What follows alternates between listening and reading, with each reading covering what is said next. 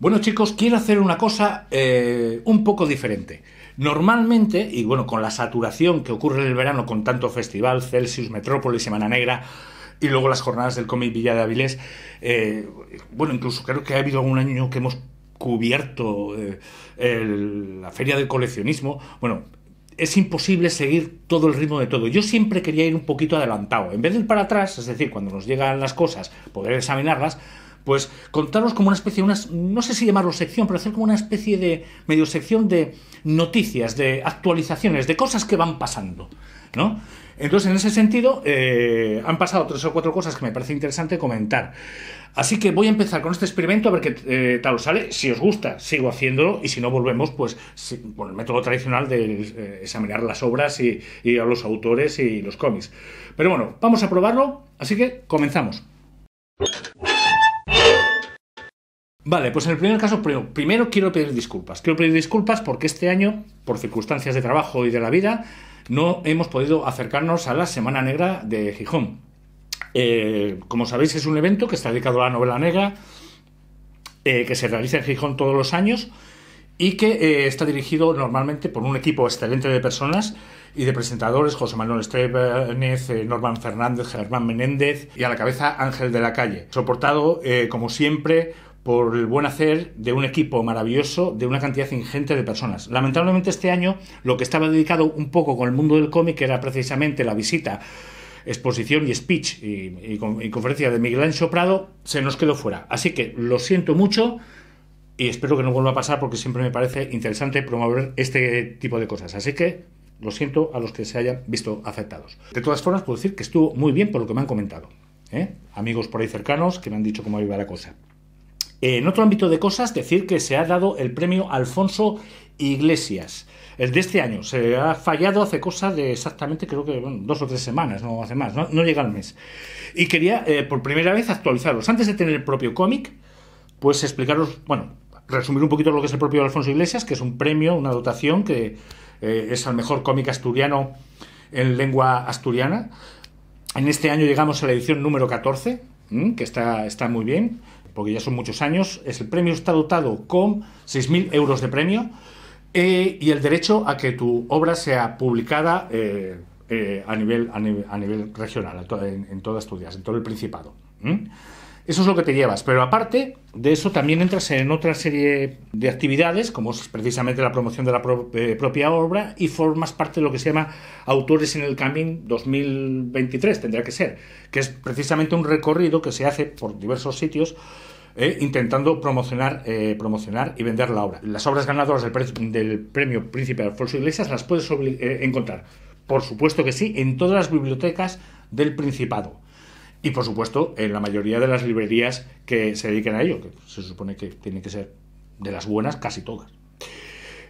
Volviendo un poco al tema, pues este año, ya digo, ha fallado hace poco este premio y quería adelantarme. En vez de esperar a hacer el análisis de la obra, una vez que salga publicada, porque todavía tendríamos que esperar pues un año que se acaben las 50 páginas mínima que tiene que tener la obra. Solamente se presentan unas 15 o 20 páginas como preludio, que eso es lo que juzga el jurado.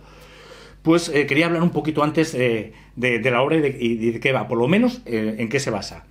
Los Alfonsos Iglesias, aparte de siempre haber un jurado erudito, tanto en tema lingüístico como de narrativa, como representantes regionales del Principado en cuanto a cultura, también tiene una condicionante, que es que normalmente el premio del ganador del año anterior es jurado en el presente. Como en el año anterior Ángel de la Calle fue el que ganó, pues en este año ha estado presente como jurado. Y han fallado en favor de este hombre, que vamos a contar un poquito de quién es. Se llama Guillermo Menéndez Quirós y nació en La Felguera en 1994. Estudió, como muchos otros asturianos, en la Escuela de Arte de Oviedo, y luego también se ha dado un paseo por Bellas Artes en Salamanca y Bilbao. Vamos, lo que es el norte lo tenía bien dominado. Bueno, sobre Guillermo, la verdad es que tienes ya cierta experiencia en el mundo editorial. Ha publicado, por ejemplo, Galdós, Un escritor en Madrid, Milicias Vascas Antifascistas, y ahora mismo creo que está trabajando en una obra que se llama Cumbres en pie de guerra, la batalla de Mazuku, que es precisamente la que está trabajando para salir el año que viene. Tiene un par de ellas más también por ahí sueltas, y lo que sí sé es que, bueno, sí es la primera vez que gana el Alfonso Iglesias. El título por el que he ganado se llama Ana María la Llovera de Asturias. Yo no tenía ni idea de lo que era esto, así que me puse un poquito a investigar y resulta que hay muchas referencias. En el premio, el propio jurado ha reconocido que él tiene, digamos, o sea, se le ha evaluado sobre todo, primero, que utiliza unos recursos naturales y actuales relacionados con la narrativa del cómic actual, con lo cual no será pues un TVO, un cómic al uso de la antigua usanza. Tendrá seguramente algunos giros y algunos recursos que normalmente no solemos ver en cómic asturiano o en los Alfonso Iglesias, pero que sí están utilizados y actualizados en este TVO. Y también comentan, entre otras muchas cosas, aparte de esta innovación narrativa aplicada al Alfonso Iglesias, al premio, refleja que también se ha tenido muy en cuenta que ha utilizado muchas variantes o variantes lingüísticas orientales de la lengua asturiana. Que esto es importante, porque como bien sabéis, la nuestra lengua pues no está unificada, igual que en todas partes tiene acentos, formas de hablar y variantes, ¿no?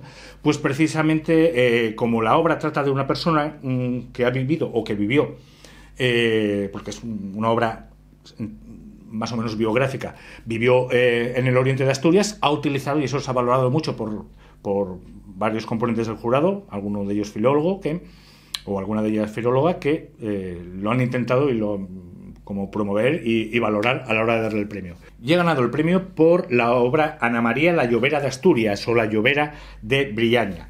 Hay que contar un poco la historia de esta mujer. No podemos contar nada más porque no tenemos el cómic, pero visto lo visto, y ya que hablan de cierta innovación, de cierta vuelta de hoja, de ciertos aspectos actualizados, narrativos, de los premios Alfonso Iglesias, pues sin tener la obra yo quise saber por lo menos un poco la sinopsis, un poco la vida de esta mujer.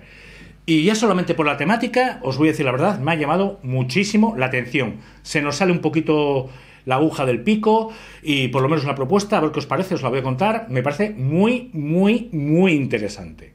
La historia, un poco la historia de esta mujer, para ponernos un poquito la miel en los labios, trata de Ana María García, oriunda de Posada de Llanes, pero estamos poniéndonos alrededor del año 1625, que ha llovido. Nos mezclamos, nos metemos un poquito con el tema del oscurantismo de la Asturias más casi feudal, o poco después de salir del feudalismo, de ese dime y diretes, y de las leyendas, y de la magia, y de las, no voy a decir meigas, porque en Asturias no tenemos meigas, pero un poco en ese rollo.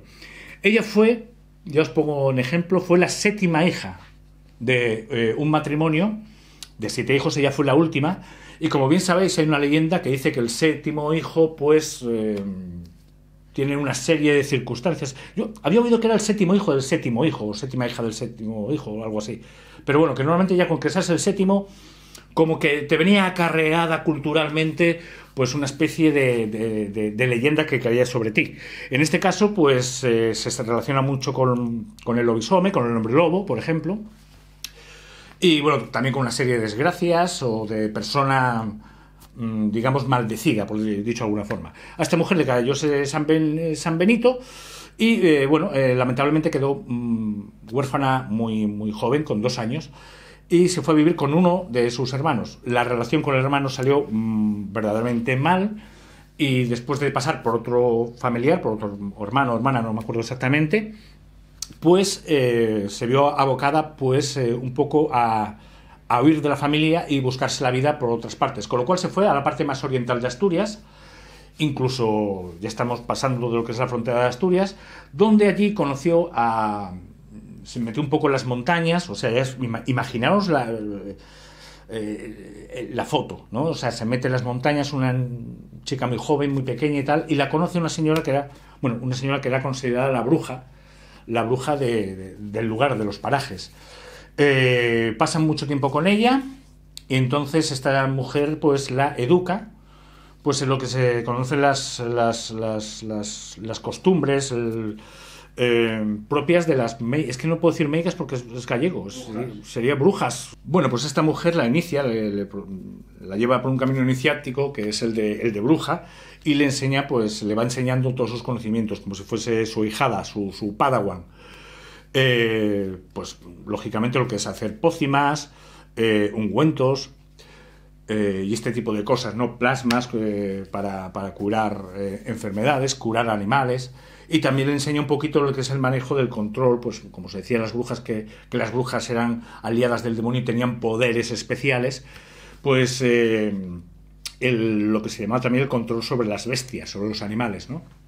Entonces, de tal forma, pues bueno, pues una vez que, digamos, se gradúa, la anciana, la bruja muere, ella entonces se dedica a estar con los vaqueiros, o sea, los que cuidan las vacas, y se une a ellos, como una especie de curandera, para ayudarles sobre todo, pues primero, a proteger a las bestias, a los animales, y a la par, pues también para ayudarles a ellos en cualquier enfermedad o este tipo de cosas. Ya te digo, no existía una medicina como tal en ese momento, y lo más parecido que encontrabas era este tipo de señoras. Bueno, un pequeño corte. No os estoy spoileando, no os estoy contando nada del cómic. El cómic no lo he visto ni lo he leído. Yo os estoy hablando de la biografía de esta señora. Pues continúo. Básicamente, pues eso. Esta mujer está con los vaqueros, está muy feliz, muy contenta, dentro de lo que cabe, y she fall in love con uno de estos hombres, que resulta que es de Toledo, se enamora de él y decide irse con él a Toledo, que era un vaqueiro, pero forma parte de Toledo y tal. Y en Toledo es cuando de verdad empiezan los verdaderos problemas de esta mujer. Porque una persona cercana a su marido empieza, como digamos, a echar, no la ve con buenos ojos, la ve muy oscura, la ve una persona que perturba, no la ve una buena persona, la ve una persona que bueno, como se hacía en aquella época, cuando algo va mal y algo va mal, pues se lo echas la culpa a la magia, a los dioses o al demonio, a lo que venga. Así que esta mujer, pues parece que la era 314 y acaba acusada por la Santa Inquisición Española de 8 cargos de brujería y de hacer un pacto con el diablo, de servir al demonio, de pertenecer al PP. Una bestialidad de cosas que ahora mismo serían impracticables de creer, ¿no? Pero bueno, que verdaderamente en ese momento funcionaban y la gente se las creía. Es más, en uno de los cargos decían que era la jefa de una manada de 8 lobos, de 7 lobos, cada uno con un color distinto. Y porque cada color era distinto, representaba algo de la maldad, bueno, tal. El caso es que esta es un poco la biografía de esta mujer, y ya no sé si seguir contándoos más, aunque es una cosa... la podéis encontrar en internet, porque me gustaría ver un poco también cómo sale el cómic y sobre todo lo original de la propuesta. Vale, no os voy a contar nada más porque, bueno, además me gustaría también poder leerlo, aunque sea el año que viene, dentro de la obra, y exactamente cómo desarrolla este argumento y tan original y tan poco conocido, aunque forma parte de las leyendas asturianas. Así que por ahora me callo, lo dejo ahí colgadito. Y ahora simplemente a esperar. Y si podemos hablar en algún momento con Guillermo para que nos vaya explicando cómo va el proceso, sería